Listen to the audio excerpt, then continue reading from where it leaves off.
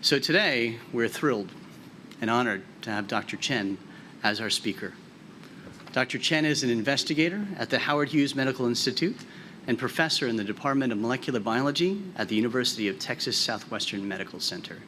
He is also the director of the Inflammation Research Center and the George L. McGregor Distinguished Chair in Biomedical Science at UT Southwestern. Prior, Dr. Chen was also a scientist at Proscript, which helped to discover the drug Velcade, which is presently used for multiple myeloma. After joining UT Southwestern in 1997, Chen discovered the regulatory role of ubiquitination in protein kinase activation in the NF-κB and MAP kinase pathways. And then in 2012, Dr. Chen and his team discovered the enzyme cGAS and the corresponding pathways, which really solved a century-old mystery about DNA.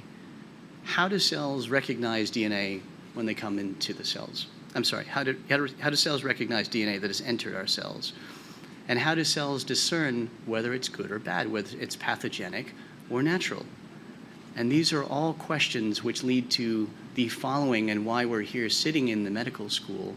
How do we harness this power, whether for cancer? How do we harness this power to understand autoimmune diseases?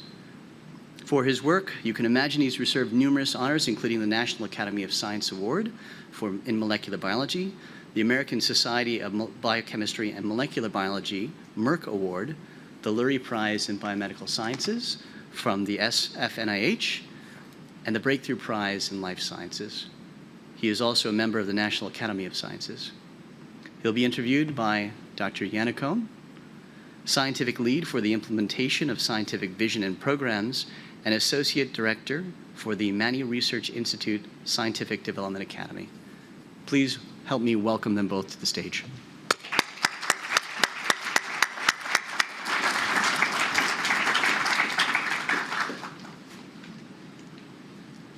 Thanks a lot. I'd like to begin by adding my personal congratulations to Professor Chen for this well-deserved and prestigious Lurie Prize from the Foundation for the National Institutes of Health. Dr. Chen is going to begin with a little background presentation so that we're all on the same page, so to speak, and then that'll be followed by moderated discussion, and then we'll open it up for discussion with both the audience here and on our online audience, as Ken suggested. So, Dr. Chen. All right. Thank you very much, Ken, for that wonderful introduction, and Phil for leading the discussion. It's really wonderful to be in Chicago on such a beautiful day. And I want to thank the Chicago Council, C2ST, for giving me this opportunity to participate in this event. Also want to thank all of you for coming, especially want to thank Ms. Anne Lurie for your sponsorship and for your strong support. Last year, I was extremely honored to receive the Lurie Prize in Washington, D.C. That really was the highlight of my career.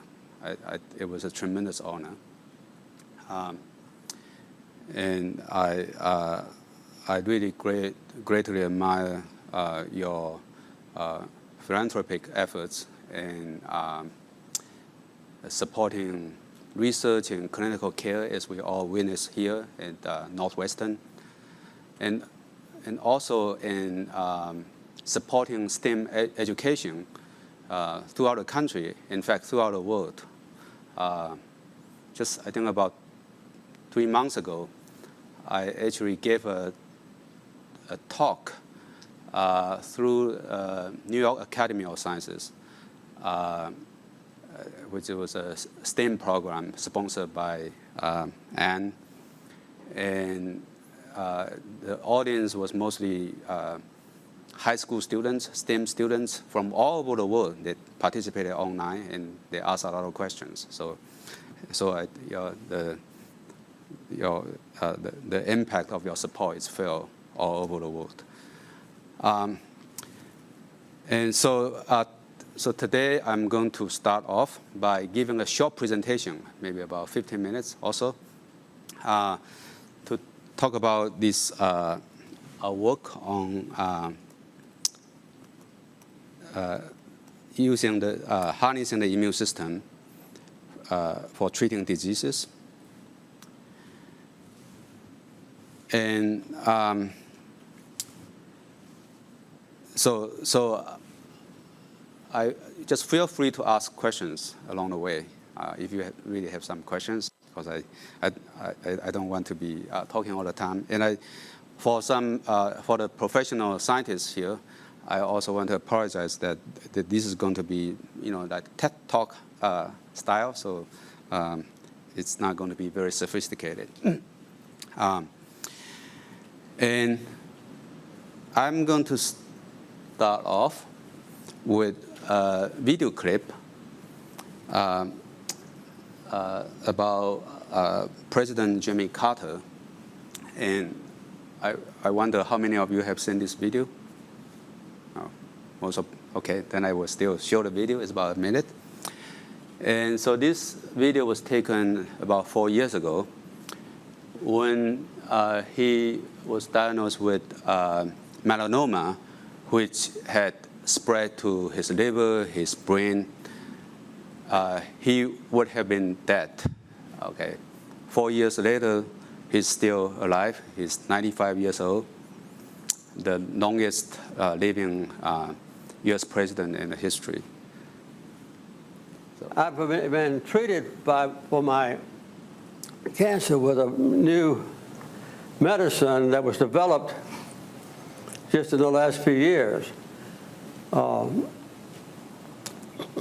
have melanoma, which is 98% of the time a skin cancer, as you might know, but 2% of the time, according to Google, it's inside, and I can testify to that because I had cancer in my liver and also 4 places in my brain. But they had developed a new medicine called Pembrolizumab. I want all of you to remember that name, if you will. Pembrolizumab. And I went to the doctor this week for the second time. The first time I went for an MRI of my brain.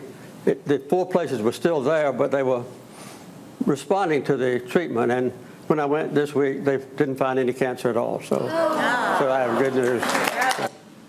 All right. So that was quite remarkable. It's a wonder drug. So this Pembrolizumab is also called Keytruda. And it's basically an antibody against a protein called PD-1. This one is made by Merck. This one is made by Bristol Myers Squibb, and then there's another so-called immune checkpoint antibody. And all these antibodies work by allowing T cells to kill cancer cells. And so this is how a T cell kills a cancer cells. So T cells use T cell receptor to detect tumor antigen and then try to kill the cancer cells. But the cancer cells can fight back. They just turn on this so-called PD-L1 protein. They engage PD-1, so this serves as a brake, okay? And so that prevents the T cell receptor from killing the tumor cells. So to win this battle for the T cells, then for a lot of cancer patients, they have lost the battle because they engage the brake.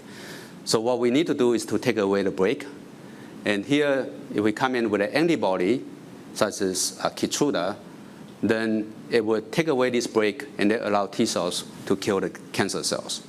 So that's how these drugs work.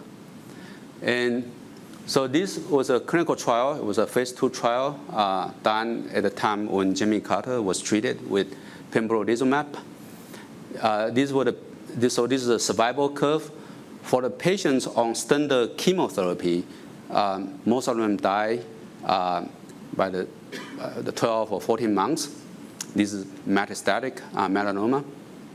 But for patients treated with the antibody, then about 40% of the patients, they were still alive, and many of them basically were tumor-free. So it was a durable cure, durable response. So that then added immunotherapy as the fifth pillar in the standard cancer care, joining surgery, radiotherapy, the traditional chemotherapy, the precision therapy or the targeted therapy, and now immunotherapy has become the mainstream therapy in cancer. And one thing that is remarkable about this immunotherapy or immune checkpoint antibodies is that they work in different types of tumors like melanoma, lung cancer, kidney cancer, etc. So it's really quite remarkable. However, there are two problems. One is that even for those tumors that respond to the therapy, it's only about 20 to 30% of the patients responded. Okay, that's one problem. The second problem is that for some cancers, like prostate cancers, breast cancers, glioma, etc., they don't really respond to this immunotherapy. So that means for the majority of cancer patients, they still don't have an effective treatment, okay? And we're talking about millions and millions of cancer patients. And so why is that? So here, why is the PD-1 antibody doesn't work in the majority of patients? So here you have a tumor. Actually, let me see. Sorry, I think this one is.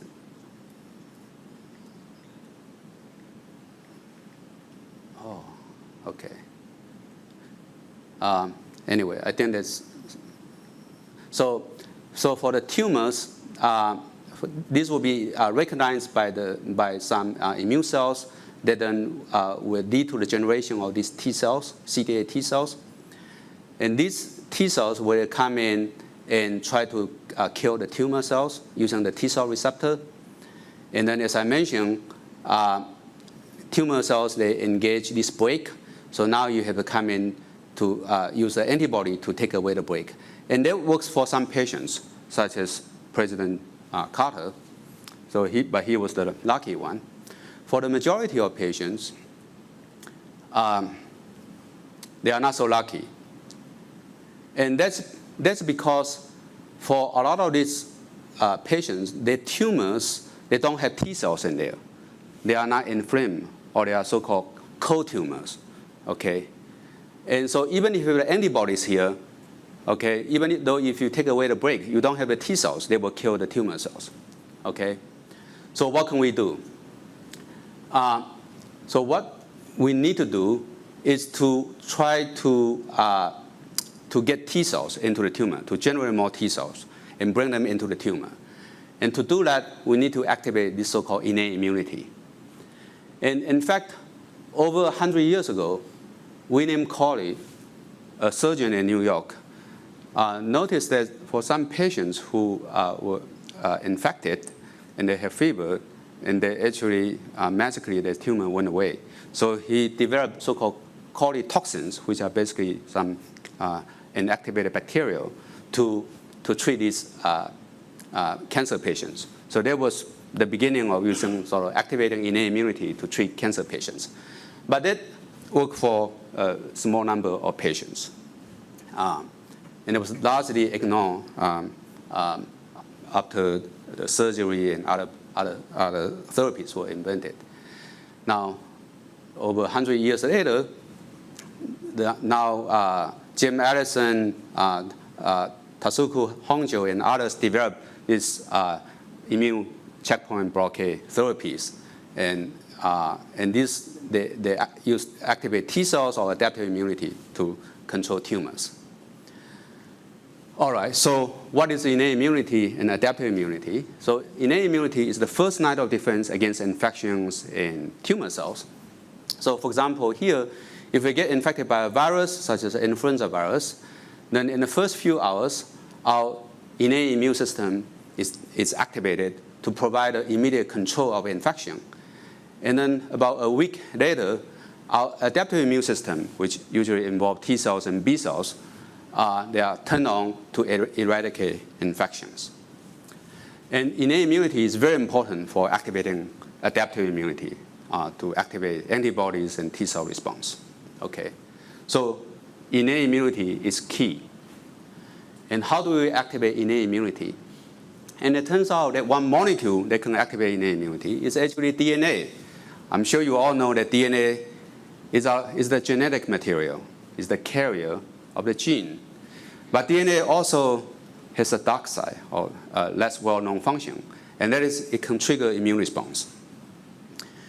In fact, over 100 years ago, when Manikov received his Nobel Prize for the discovery of phagocytosis, so that's how bacteria are taken up by immune cells like macrophages. When he gave his Nobel lecture, he noted that there were surgeons in France and Germany who introduced into the abdominal cavity or under the skin of their patients either warm blood serum or nucleic acid, which is DNA, with the object of bringing to the scene a protective army of phagocytes to ward the microbes off. So back then, over 100 years ago, there was no antibiotics. And when surgeons performed abdominal surgery, a big problem was these infections. And they injected DNA into patients, more or less like antibiotics, to treat infections. And so DNA was known to stimulate immune responses 40 years before it was known to be the genetic material. And so still there's a question, the important question is how DNA triggers immune responses. So now I'm going to just show you an animation slide to illustrate or summarize what we have discovered in the past few years. That's how DNA triggers immune response. So here is a cell. And when the cell is infected by a virus, the virus gets into the cells and deliver DNA into our cells. That's a dangerous situation, okay? So we want to be able to detect this piece of DNA. And we use a sensor, a DNA sensor, which we discovered about 6 years ago, which we call CGAS. And it's an enzyme called cyclic GMP-AMP synthase. And this enzyme binds to DNA directly, and it becomes activated. So DNA, shown here, binds to this enzyme. It binds here, and then it triggers a conformational change, or the shape of the enzyme changes, such that this enzyme is a catalyst. So this enzyme is now turned on.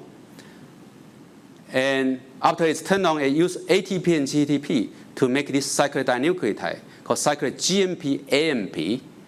And we call it CGAMP for short. Okay? And this is a powerful immune stimulatory molecule. Okay? Or we call it second messenger molecule. So now one enzyme can make multiple molecules of this CGAM or signaling molecule. And this molecule then will bind to a protein called STING. And so it works like this. The molecule binds to STING. STING is now activated.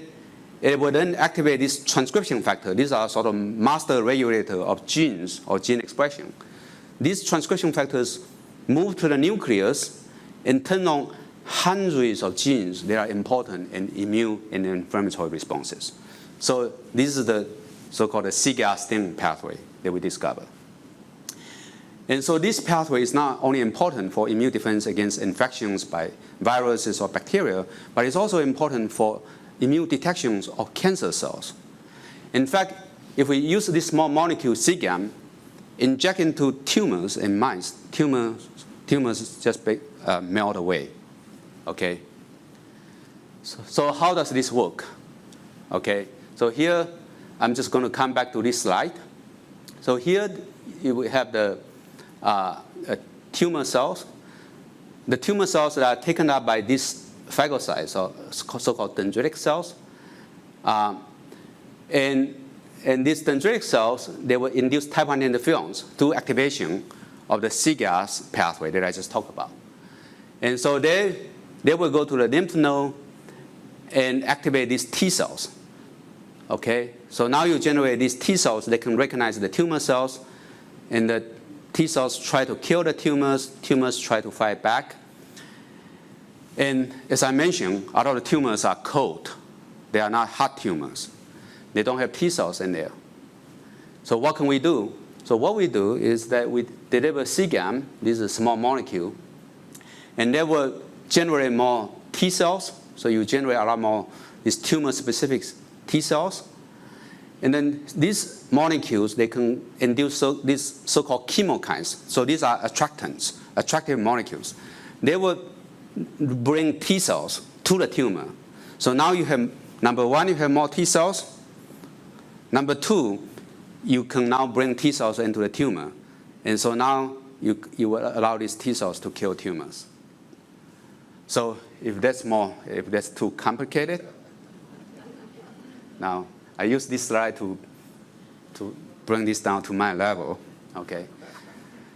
So we think that anti-tumor immunity is like driving a car, okay? You need to take away the brake, and you also need to give it some gas. And PD-1, PD-L1 basically is the brake, and we think C-gas is the gas, okay? So you need, if you have both, you both have an antibody that take away the brake, and if we can provide an agent or drug that can activate C-gas, then this therapy will be a lot more effective. Now, the immune system is a double-edged sword. Okay, you want to have a balanced immune system. You want to maintain this so-called Yin and Yang relationship. If the immune system is too weak, then you can have cancer or infections. If the immune system is too strong, then the immune cells attack our own tissues, and they will lead to autoimmune diseases like lupus, arthritis, and many other diseases. And it turns out that C-gas plays a very important role in striking a balance between immunity and autoimmunity. And work in our lab and many other labs throughout the world have shown that C-gas, this molecule here, this enzyme here, is not only important for immune defense against microbial pathogens, but it's also very important in anti-tumor immunity, as I mentioned, in a variety of autoimmune diseases and inflammatory diseases. And one example is shown here. So I understand that there's a Lurie Children's Hospital here, so I'm sure you also care a lot about these sick children. So this is a disease called Aicardi Goutieres syndrome, AGS. And these kids, they have calcification in the brain because they produce a lot of immune cytokines like type I interferons that damage the brain when they are born, even in the absence of any detectable infections. And the reason that these kids have this disease is because they have mutations in some genes that controls the clearance of DNA in the cytoplasm. So these kids, they have mutations in some enzymes, and they cripple the activity of the enzymes such that they cannot clean up the DNA in the cytoplasm. And when they cannot clean up the DNA builds up, that activates C-gas, and that triggers these autoimmune diseases. It's a very painful disease. These kids can cry for many days nonstop, and they usually die before the age of 20. And using mouse models, we have shown that if we take away C-gas, or if we inhibit C-gas, then we can completely cure the disease in mouse models. So that suggests that C-gas activation is the culprit or the cause of this disease. And that provides the proof of concept for developing chemical inhibitors of this enzyme to treat autoimmune diseases such as lupus or this Aicardi Goutieres syndrome. And last year, a group at FNIH also showed that C-gas activation is very important for some neurodegenerative diseases such as Parkinson's disease. So a C-gas inhibitor could also potentially be used for treating these diseases as well. And then on the flip side, for cancer, as I mentioned, you want to boost this anti-tumor immunity. And here we have a tool or a compound, CGAM, or analogs that can be used to boost cancer immunity. Okay, so that's the last slide, is the summary slide. That's basically what we discovered. We discovered this DNA sensor, which recognizes the DNA and then produce this small molecule, which then activate immune responses. Okay, and we think that this discovery solved a long-standing mystery of how DNA stimulates immune responses, and it also provides a target for developing therapeutics for treating cancer and autoimmune diseases. Thank you very much.